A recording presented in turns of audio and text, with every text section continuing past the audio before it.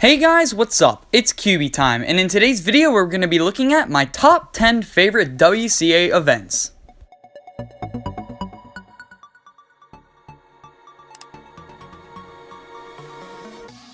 Just a full disclaimer, the inspiration for this video comes from this guy right here, DG Cubes. This is one of my most favorite videos that he's ever posted, and I really wanted to make one of my own. I've watched his video on it about 10 times, and it's probably a lot more high quality than my video is, so in fact, I'm going to link it in the description for you guys to watch after this video. So, let's just get right into this. Okay, starting out this list is one of my not really favorite events, but I had to put it on the list because number 10 is Square One. I never really got into the big Square One craze of 2015 and 2016 when the Chi came out, and that's probably why I'm not very good at it and why I don't really like it.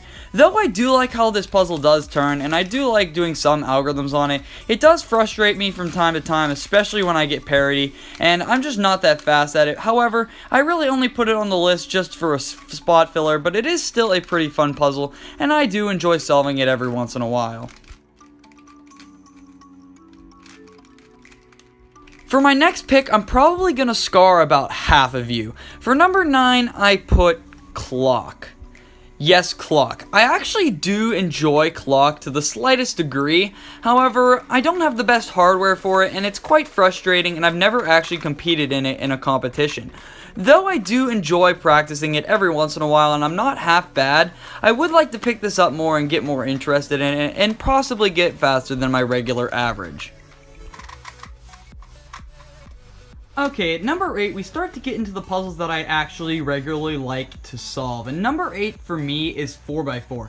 I really enjoy 4x4 actually. Double slicing edges is really fun and it's really easy. Though I don't know Yao, that might be a reason why it's higher on this list because I'm not that good at 4x4. I average like a minute and it's really fun. However, the things that I don't like about it compared to other events is that you can get parity twice, and my 4x4 and all 4x4s for that matter are just hard to disassemble, and therefore I don't like to set them up, and my 4x4 therefore doesn't perform as well as some of my other puzzles. But overall, it's a really fun event and I really enjoy competing in it. Number 7 is definitely going to be a big surprise to you guys because I used to absolutely despise it, and number 7 for me is Mega Minx. Once the X-Men Galaxy came out, I was instantly hooked. This is one of my most favorite events just to pick up and solve, and don't really care about the time that I get. However, I have been getting faster on this puzzle and it has become more fun for me. I really like the extended 3x3 concept of Mega Minx, and it's overall something that fits in my hands very well and that I really enjoy the turning feel of. Overall, it's one of my more favorite events in the WCA, but I've never really competed in it, but in my next competition that I go to, I will definitely make an effort to compete in this event.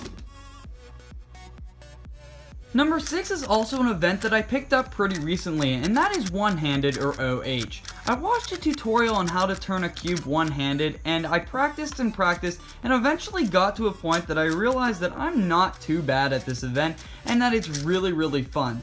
Now I can pick up any 3x3 and just turn it one hand, which looks really impressive to people like that are non-cubers, and is also just really fun and natural feeling at this point for me. I've really wanted to have a complete average in this event and a competition, however I've never been able to make the cutoff, but I've been practicing a lot recently and have lowered my time significantly.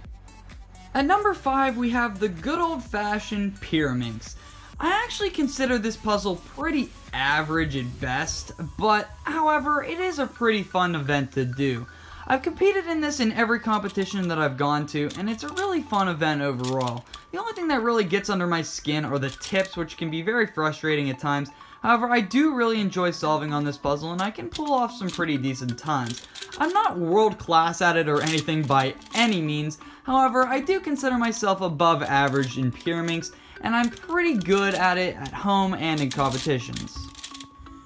At number 4, I ended up putting 5x5. It was kind of a hard choice which puzzle to put here between this one and the next one. However, I do really enjoyed solving 5x5.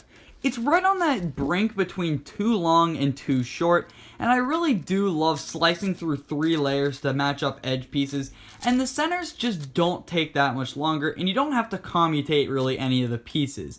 It's a really fun and interesting event, and there's always a really good mark for me to hit, and that is sub 2. I really enjoy this puzzle, and I love doing it in competition, and it's something that I've always done since I've started cubing all the way till now. And here it is, the puzzle that was obviously going to be on the list somewhere along the line, and that puzzle is 3x3. Any cuber can pick up 3x3 and solve for hours, and any cuber loves to get better on 3x3. It's the most popular event in the WCA, but that popularity means that there's a lot of competition for it, and if you're like me, averaging around 14 or so seconds, you don't really ever get to make the second round of this event. However, I do love 3x3 and I can solve it all day long. It's just like one of those events that never gets old. Plus, it's the most iconic speed cubing or twisty puzzle in general. When people think of speed cubing or cubing in general, this is what pops into their mind. 3x3 is cubing. And at the number 2 spot, we have the only puzzle that I've ever made the second round or finals for, and that puzzle is Scoob. Scoob is really the only WCA event that I consider myself to be pretty good at. I average around 5 or 6 seconds on it, and it just is really fun because it flows so smoothly in your hands. Sledgehammers never get old to do, and they're just really fun how they flow in your hand. Scoob is a really fun event, and it's not that popular to be honest. Overall, I think more people should compete in it because it's really fun, but this puzzle definitely is not for everyone. Some people can't really control it, and it doesn't really fit in their hands very well as a puzzle, but overall, I really love solving on it, and it's one of my favorite WCA events. Then what possibly could be at number 1? I'm not really good at anything else in the WCA. Well, I think it is gonna have to be 2x2. Wait. Let me explain. 2x2 for me is actually just a really fun event. Like, that's the only reason that it's up here. It's just because it's fun. I'm not the fastest at it. I'm pretty decent. I mean, I average around 3.5 seconds, but it's really just fun. It's just a quick thing you can do real quick. Just solve it, just less than 5 seconds. Just pick it up, do it, and put it down. It really doesn't matter, and it's something you can just do real quick. I've never had a problem competing in this event in a competition. The rounds go by really fast, and it's not chaotic or anything. You just go up, do your solve, and you're done. It's just a really fun event. Now, many people may criticize it for being kind of a beginner event or taking no skill at all to be good at, but I really enjoy it. It's just a really fun and easy event to do, and I really like it. So, that's about it for this video on my top 10 WCA events.